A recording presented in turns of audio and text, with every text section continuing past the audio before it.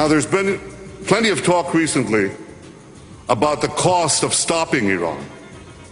I think it's time we started talking about the cost of not stopping Iran. As Prime Minister of Israel, I will never let my people live in the shadow of annihilation. Why does Israel need our help? We need to get out of their way. That's their business, but they should, suffer the consequences. When they bombed the Iraqi missile site, nuclear site back in the 80s, I was one of the few in Congress that said it's none of our business.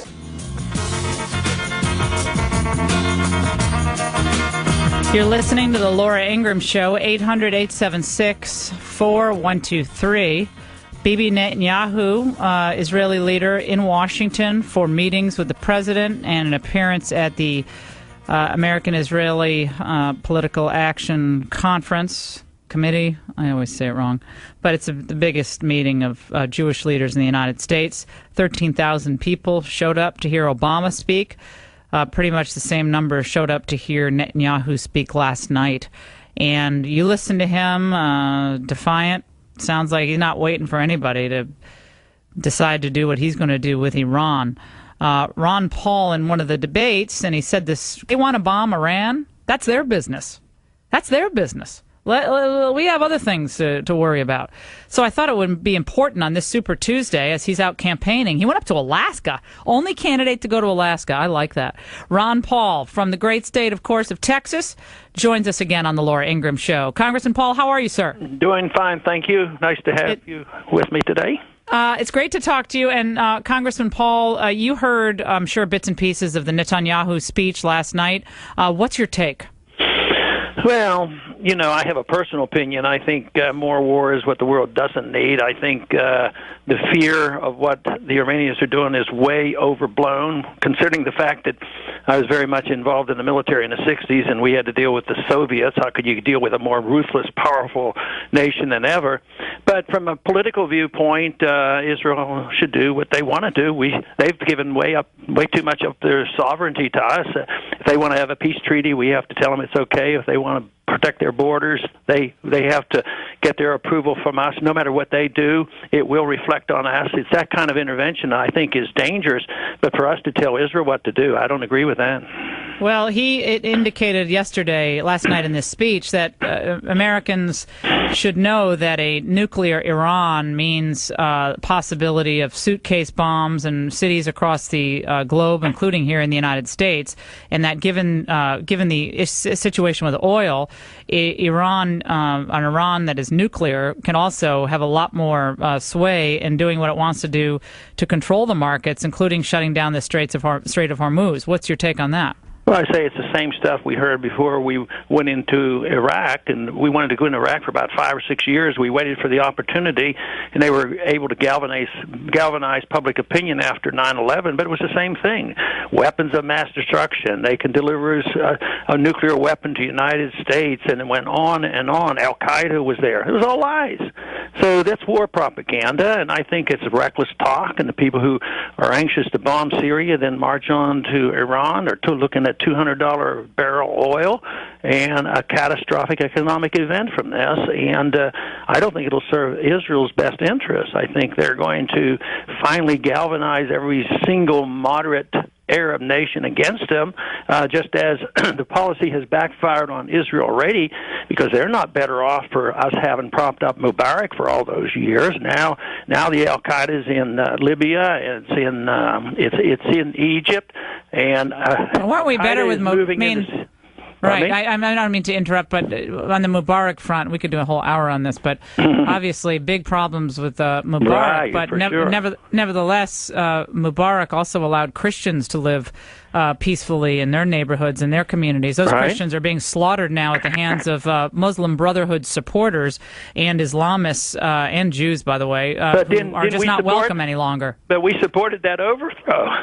So that's how foolish our foreign policy is. I mean, we gave support to those who overthrew Mubarak after us propping Mubarak up. Right. Well, yeah. All my point is that Christians and religious minorities lived a lot more peacefully at night with Mubarak. And Netanyahu, and then we'll move on to domestic policy. Netanyahu said yesterday in the Oval Office, and the president agreed, that basically we're one. We are one on this. We're together. We see this issue the same way. President Obama says, "Don't worry, we got your back. We're not going to stand by and let the destruction of Israel take place."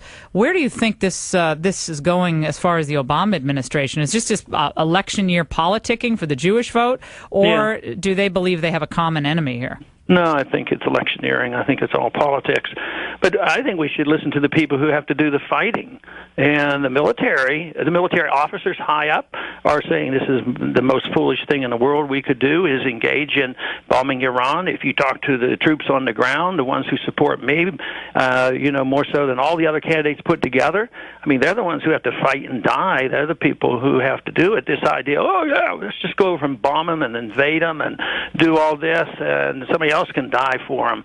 I think we should have a joint effort, but it should be more directed to peace than to how do you have perpetual war and thinking that these wars will be of benefit. These last 10 years have not benefited. It has participated in the bankruptcy of this country. $4 trillion additional worth of debt has been added because of these wars. And if you look at Afghanistan, after all those years, it's a country now that has one of the greatest amount of child starvation than any country in the world. That's what we give them.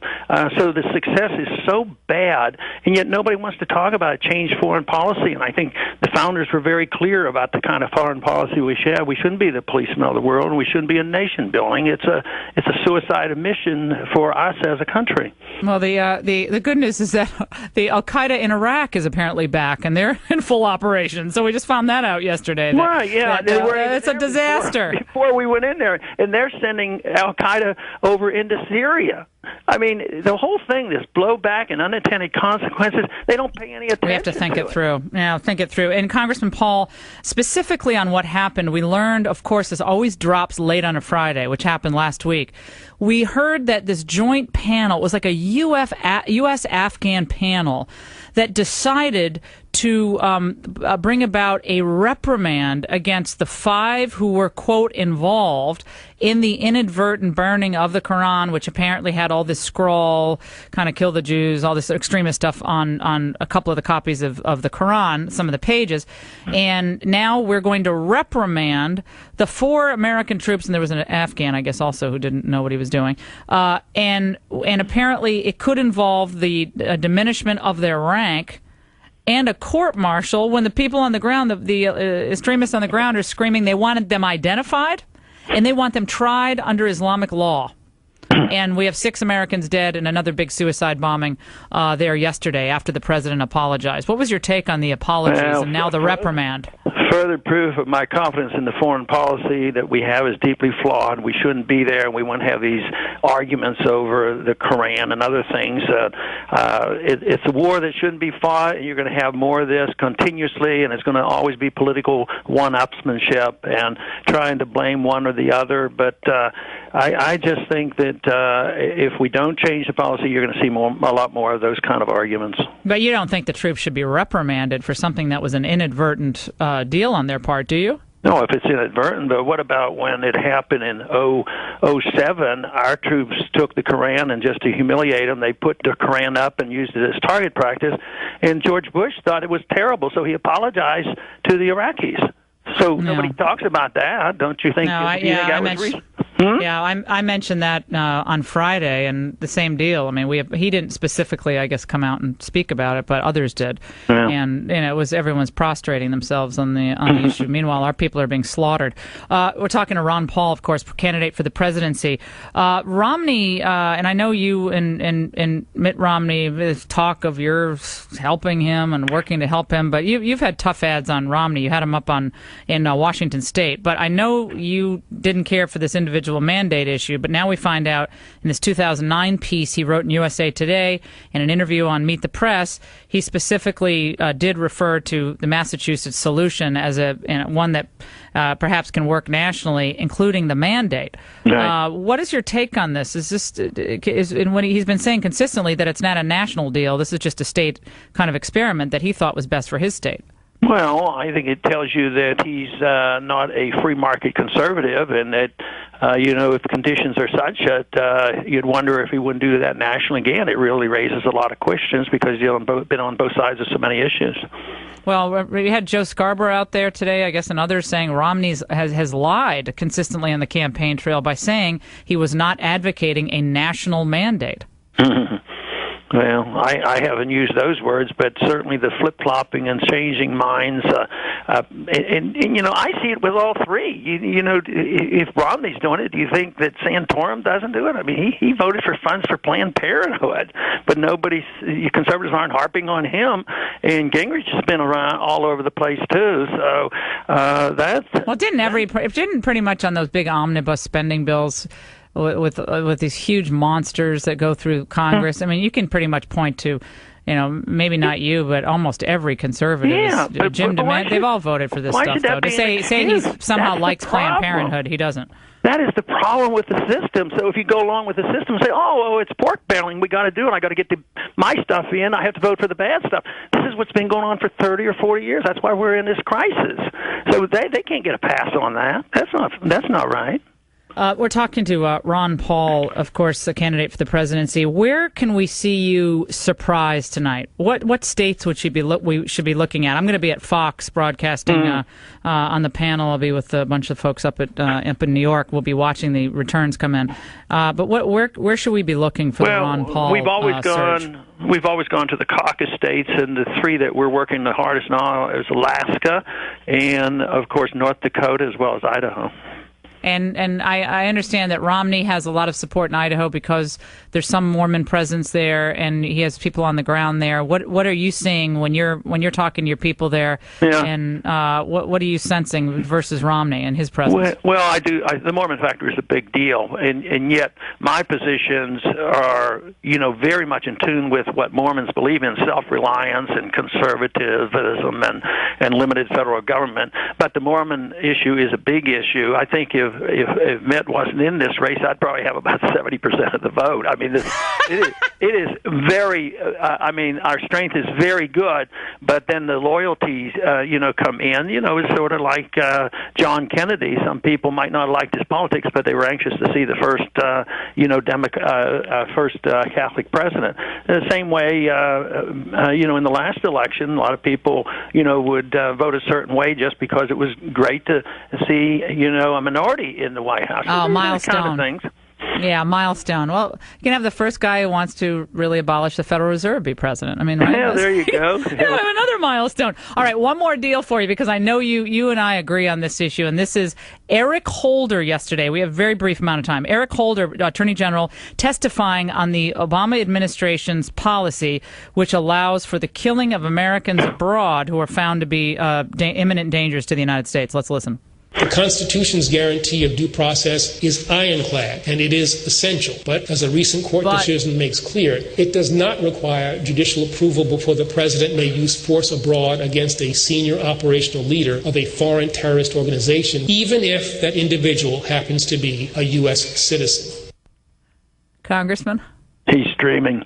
And I am so delighted that you're willing to bring that up, because some conservatives won't bring it up, and that is a big issue. This whole thing about assassinations and arrests by the U.S. military and no trial, and it never came up in our debates. And if you see the significance of this, is pretty amazing. So I compliment you for bringing it up. Thank you. Well, in my mind, it might be a Lockie today, but it could be just someone tomorrow who happens to disagree with what the prevailing wisdom is. Yeah. They're an imminent threat. What if you go to an anti-war rally? You know, they did a little bit of that in the 60s, you know, and the FBI was doing a lot of things they shouldn't have done against Martin Luther King. And this could come, but it's a lot worse this time because we're facing an economic crisis, and a breakdown of our civil liberties here at home, I think, is very dangerous. To me, the orders to kill Americans abroad, I mean, it's just, I don't know, it sticks in my craw. This one I'm not letting go of. You're listening to The Laura Ingraham Show. Great. Ron Paul, we appreciate it. Thank you very much. Sure thing.